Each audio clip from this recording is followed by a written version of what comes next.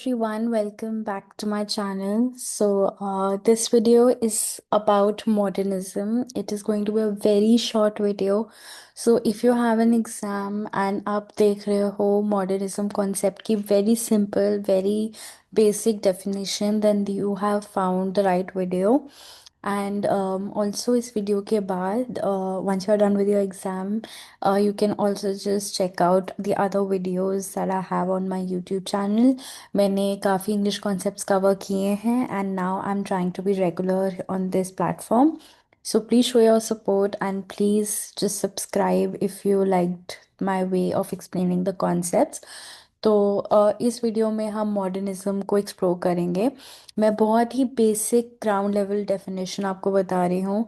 Not only अगर आप एक इंग्लिश लिटरेचर के स्टूडेंट हो या आप यूजीसी नेट इंग्लिश लिटरेचर दे रहे हो, but then that does not mean कि this concept will be less important. Even if आपका इंग्लिश लिटरेचर का एग्जाम है, कोई भी नॉवल है, this concept is very important. अगर आपको इस कॉन्सेप्ट की अंडरस्टैंडिंग होगी, आप बाकी कॉन्सेप्ट्स को भी रीच आउट कर सकते हो या अपने आंसर में इंक्लूड कर सकते हो. So I think this video will be helpful.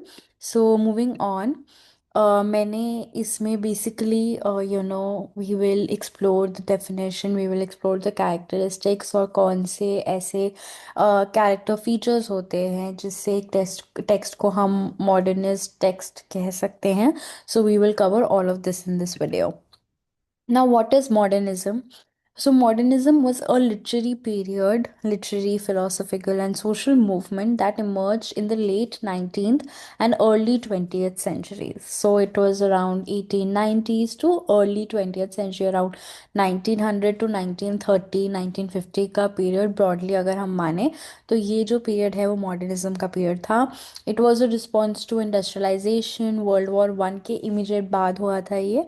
And a lot of social change. अब जब वर्ल्ड वॉर 1 हुआ तो a lot of people face lot of issues. काफ़ी काम के इश्यूज हो रहे थे. People were struggling. All and all a very rough period for the people. So world war 1 के इमीडिएट बाद का जो पीरियड था उसकी वजह से काफ़ी ज़्यादा सोशल चेंजेस हो रहे थे. इंडस्ट्रियलाइजेशन का रिस्पॉन्स था कि बेसिकली आप इस मूवमेंट को ऐसे समझ सकते हो कि पहले जो हुआ था उसका रिस्पॉन्स था. जो जो एक होता है ना कि एक एरा तक कोई चीज़ चलती आ रही है बट जो दूसरा एरा आता है वो उसका रिस्पॉन्ड करता है. So modernism was a movement that was responding to everything that was lacking in the previous era. अब इस टाइम पे राइटर्स जो थे वर्ल्ड वॉर 1 से जस्ट निकले थे, उन्होंने काफ़ी चेंजेस देखे थे, काफ़ी struggle, destruction. Basically they had seen a lot of things. तो अब वो क्या कर रहे थे, वो एक्सपेरिमेंट कर रहे थे कि कैसे हम न्यू टेक्स्ट लाएं जो कि जो चीज़ें हम ग्राउंड लेवल पे या जो आफ्टर इफेक्ट्स हुए हैं वर्ल्ड वॉर के, हम उनको एक्चुअली में समझ सकें, उनको इंटरप्रेट कर सकें, उनसे डील कर सकें.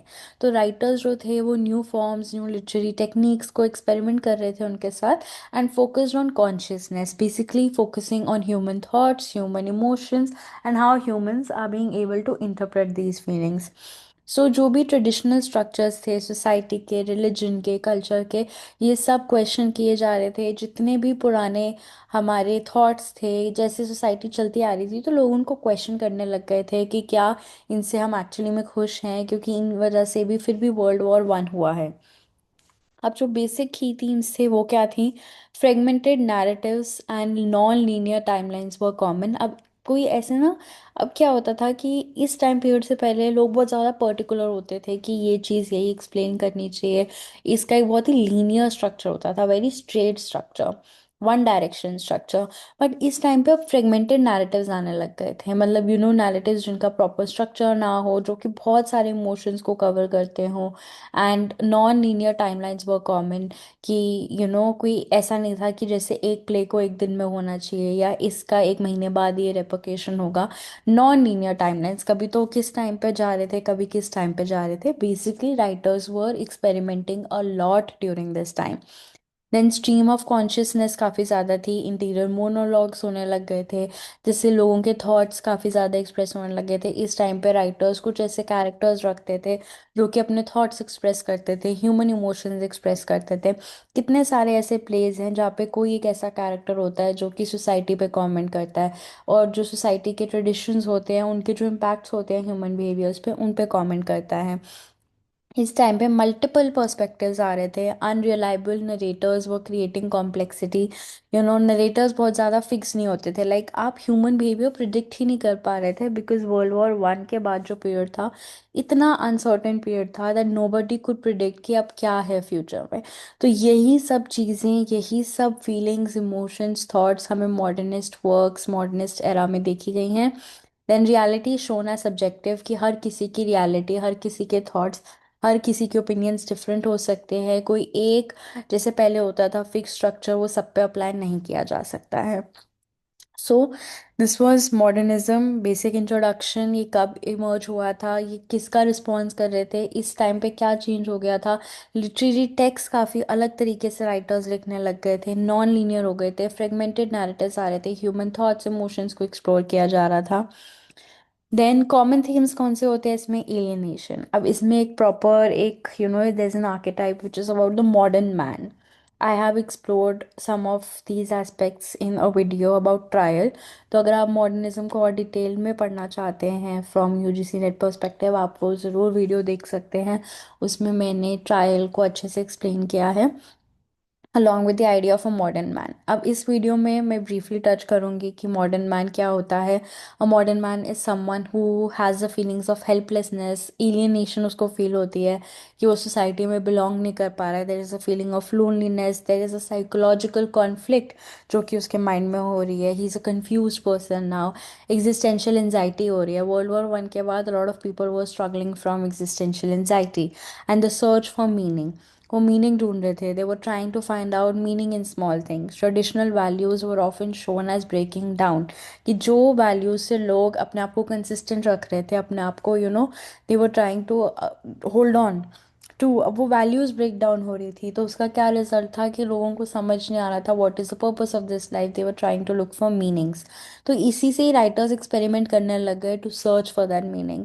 देन सोसाइटी, पॉलिटिक्स, कल्चर, ये सब भी इनके भी पहले तो लोग उनको उनकी फेस वैल्यू पे ले रहे थे कि अच्छा हमें ये बताया गया है, we will follow this. But जब वर्ल्ड वॉर 1, इंडस्ट्रियलाइजेशन, इन सब चीज़ों के बाद जो मेजर सोशल इवेंट्स थे ग्लोबली, उनके बाद लोगों ने सोचा कि वो क्वेश्चन करने लग गए थे। वो कहने लगे थे अच्छा कि अगर हम ऐसे रहेंगे तो क्या होगा, अगर हम अपने बिहेवियर को ऐसे दिखाएंगे तो क्या होगा। वो अपने अंदर भी देखने लग गए थे कि ठीक है, ये हमारी साइकोलॉजिकल कॉन्फ्लिक्ट्स हैं, ये हमारे क्लैशेस हैं। अब इन सब, ये तो एक बेसिक इंट्रोडक्शन आउटलाइन हो गया है कि मॉडर्निज्म क्या था, उसके थीम्स क्या थे, फीचर्स क्या थे। बट राइटर्स ने इसको प्रैक्टिकली कैसे इम्प्लीमेंट किया, क्या टेक्निक्स थी।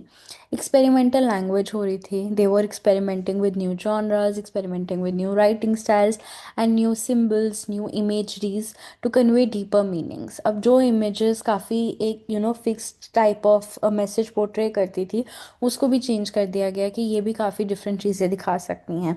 Writers use allusions to history, culture and other text.